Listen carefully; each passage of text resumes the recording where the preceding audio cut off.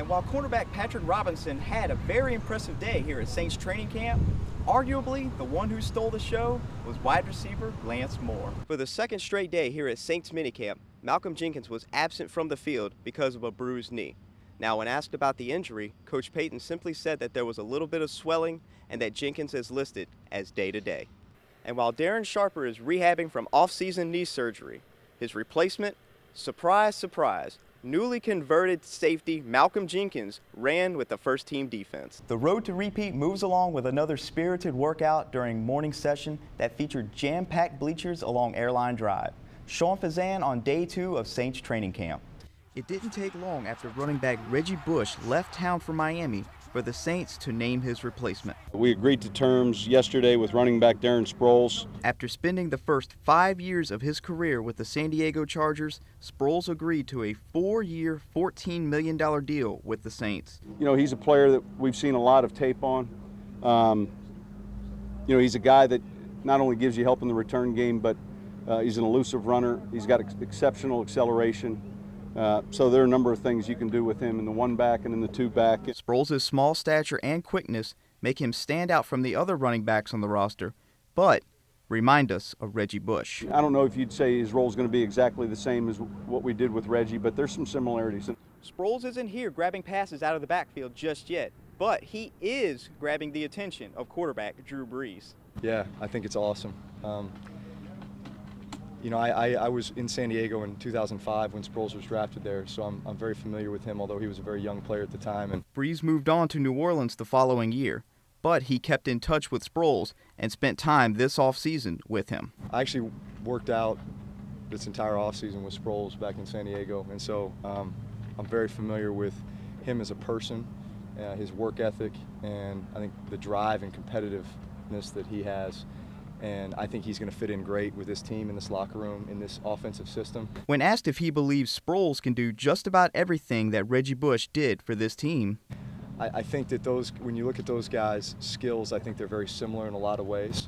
And so as I look at our offense and the way that we would plug him in, we would plug him in the exact same way we would have Reggie, and even be able to do more things with him. And it is those extras that could propel this team back to the Super Bowl. From Saints Camp, I'm Travis Connelley for Fox 8 Sports. With the 11th pick in the 2010 NBA Draft, the New Orleans Hornets select Cole Aldrich from the University of Kansas.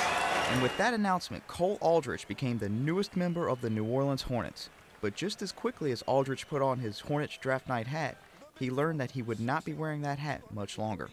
That's because Hornets general manager Jeff Bauer quickly traded his rights away along with veteran swingman Morris Peterson to the Oklahoma City Thunder for the 21st and 26th picks in the first round. Here's Brackens for 3.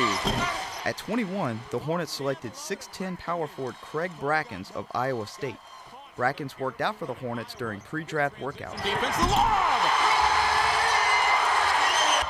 5 picks later at 26, the Hornets grabbed 6'6" small forward Quincy Pondexter from the University of Washington. The idea that we liked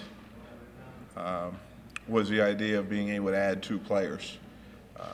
We thought multiple picks was something that we wanted to pursue, particularly the opportunity to add 2 different types of players. It also allowed the Hornets to essentially get 2 first-rounders for the price of 1. The Hornets also cleared $6.9 million off their payroll by trading Peterson, giving them some much-needed financial freedom.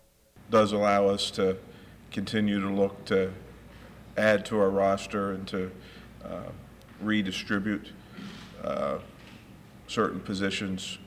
Now, during the post-draft press conference, Jeff Bauer said that the trade cannot be made official until the free agent moratorium is lifted on July 8th. Meanwhile, Reggie Bush talked about his roller coaster offseason.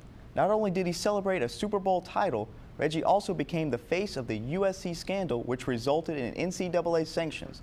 Reggie hasn't been ordered to return his coveted Heisman Trophy, but USC voluntarily returned its copy that displayed in Heritage Hall.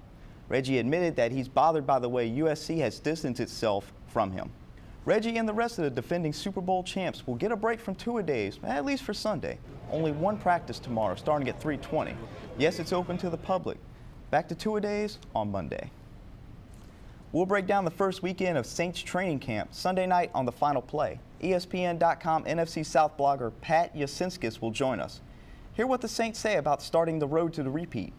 Much more with Reggie on his roller coaster offseason, and Jonathan Vilma shares his experience of trying to repeat from the days when he was with the Miami Hurricanes. It's all coming up tonight on The Final Play at 9:30.